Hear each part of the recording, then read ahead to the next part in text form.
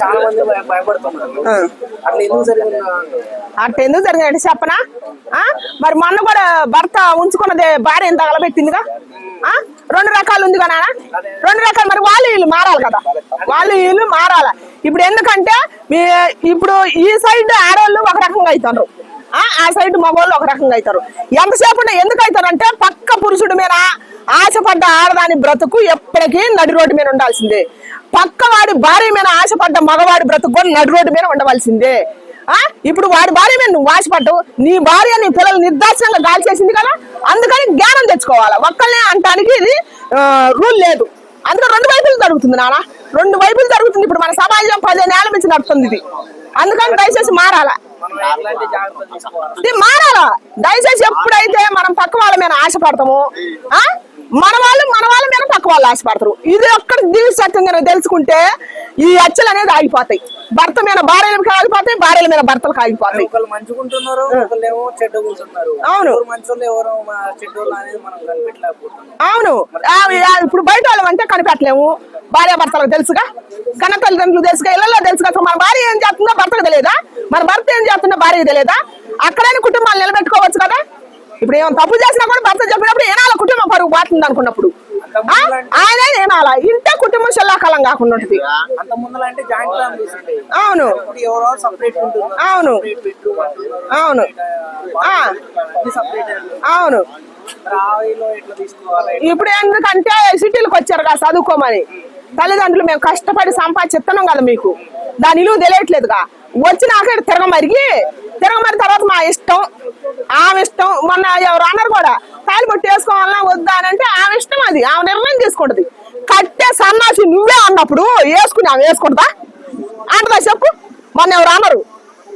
దయచేసి దాని విలువ తెలుసుకోండి, భార్యాభర్తల బంధం తెలుసుకోండి.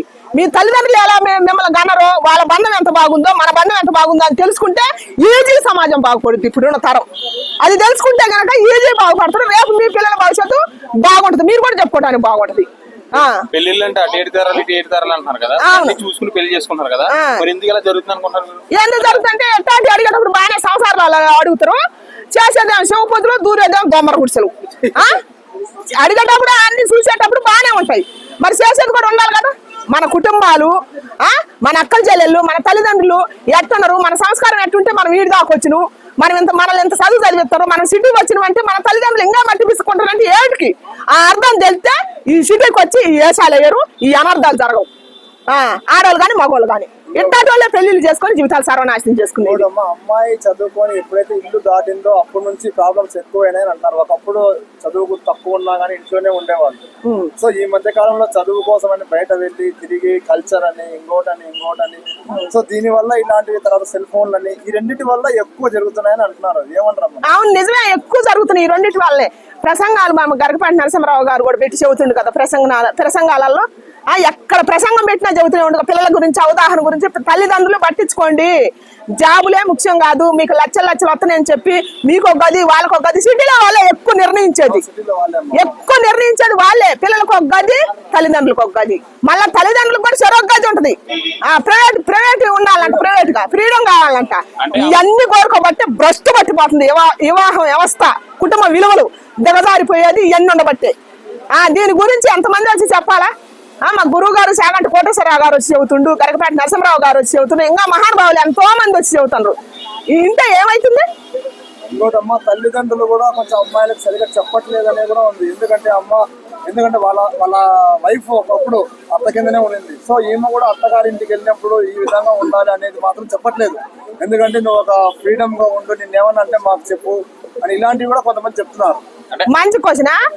ఎందుకంటే ఏం జరుగుతుందంటే అప్పుడు ఆ రోజుల్లో మా రోజుల్లో అత్త మామలు మేము చేసినప్పుడు అరాచకాలు జరిగినాయి, చాలా కష్టాలు పడితే నా బిడ్డలు కూడా అట్లా పడకూడదు, వాళ్ళు బాగుండాలా, చేసుకున్న కాడ అత్త మామ తల్లిదండ్రులు వాళ్ళు ఉండాలా, భర్త స్నేహితుడు వాళ్ళు ఉండాలా, మరుదులు ఉండా కూడా టార్చర్ ఉండకూడదు, ఆడపిల్లలు ఉండా కూడా టార్చర్ ఉండకూడదు అని ఆ విధంగా ఆలోచించి బిడ్డను చదివిస్తుంది. చదివించినప్పుడు బిడ్డకు ఏం పుట్టింది, బిడ్డ అయిన కానీ కొడుకు అయిన కానీ అది చదివి ఇచ్చే ప్రేమతో ఆమె చదివిస్తుంది, నా కష్టం నీకు రాకూడదని. మరి దానివల్ల నువ్వు సంస్కారం నేర్చుకోవాలి. కానీ నా శాసనిజం, నా ఇండిలిజం అని నువ్వు వెచ్చలు విడికి తిరిగి నీ కుటుంబ వ్యవస్థ పాడు చేసి బస్ట్ పట్టిస్తే అది తల్లిదండ్రులకు అయితే ప్రాబ్లం, పిల్లదైద్ది, తల్లిది కాదు. ఇప్పుడు అప్పుడు ఆ రోజుల్లో అవి జరిగినాయి అరాచకాలు జరిగినాయి అని చెప్పే చెబుతురు. ఎందుకంటే అంత కష్టం ఉండకూడదు, నీ లైఫ్ నువ్వు సరిదిద్దుకోవాలా, నీ కాళ్ళ మీద నువ్వు బతకాలా, నీ ఫ్యామిలీని నువ్వు బతికించుకోవాలని. అది నేర్చుకోవట్లే, అది నేర్చుకోకుండా ఇది నేర్చుకుంటారు ఆగమైపోవటానికి. ఇంకోటమ్మా, తల్లిదండ్రులు కొంతమంది ఇప్పుడు మంగళసూత్రం హస్బెండ్ అయితే ఈ విధంగా చెప్పాడో నీ ఇష్టం అని, మళ్ళీ కనీసం తల్లి అన్నా చెప్పాలి కదా, అమ్మ ఇది కరెక్ట్ పద్ధతి కాదు, నువ్వు మెట్టలు పెట్టుకో, పొట్టు పెట్టుకో, లేదా మంగళసూత్రం. తల్లిదండ్రులు కూడా చెప్పట్లేదమ్మా, ఏమనంటే మీ మొగుడు ఇష్టం అని చెప్తున్నారు. అంటే తల్లిదండ్రులు ఎందుకు అట్లా చెబుతారు? నా మొగుడికే లేనిది నీకేందే, నీకేనిచి వచ్చింది?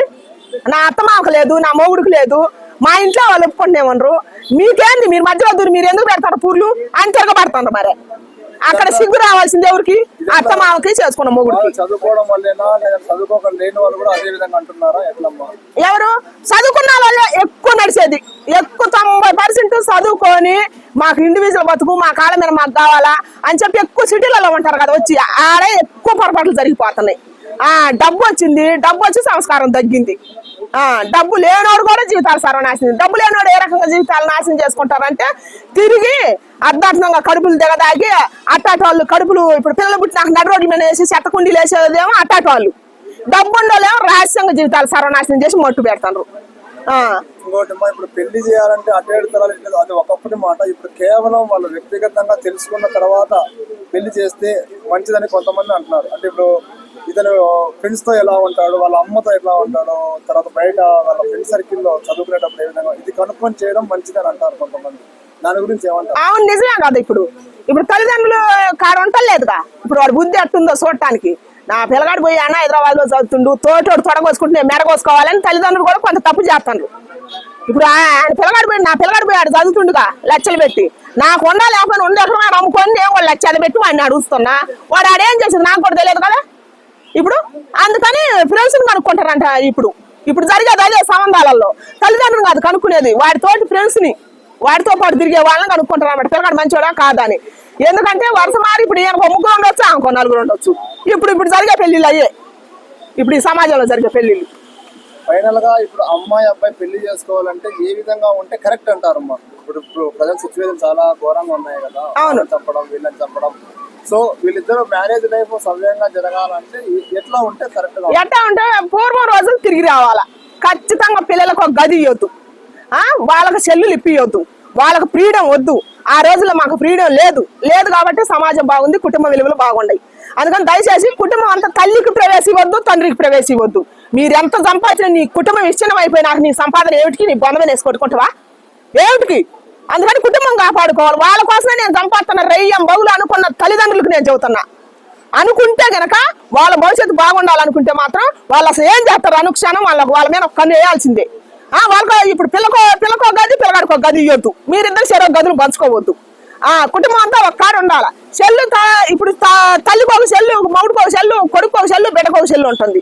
సెల్లులు కూడా తగ్గాల, చాలా వరకు తగ్గాలి. ఒక సెక్షన్ పెట్టుకోవాలా, ఒక టైం పెట్టాల్సిందే. ఒక టైం దాటితే మీకు సెల్లు వద్దని సెల్లు వాడు తీసుకొని పోవాలి. తండ్రి అనేవాడు బాధ్యత తీసుకోవాలా. తల్లి అన్నది ఇంట్లో చెప్పుకోవాలి ఆడపిల్లకి. ఈ జరిగితే కనుక పూర్వం రోజులు తిరిగి వస్తాయి, ఖచ్చితంగా తిరిగి వస్తాయి. ఇంకోటి చివరికి వస్తానమ్మా, ఇప్పుడు చాలా మంది చదివిన తర్వాత హస్బెండ్ వైఫ్ సిటీకి రావడము, తర్వాత పిల్లలు పుట్టిన తర్వాత కూడా వాళ్ళు ఓన్లీ 1 year 2 year మాత్రమే వైఫ్ జాబ్ మానేస్తుంది, తర్వాత మళ్ళీ జాబ్ చేస్తుంది.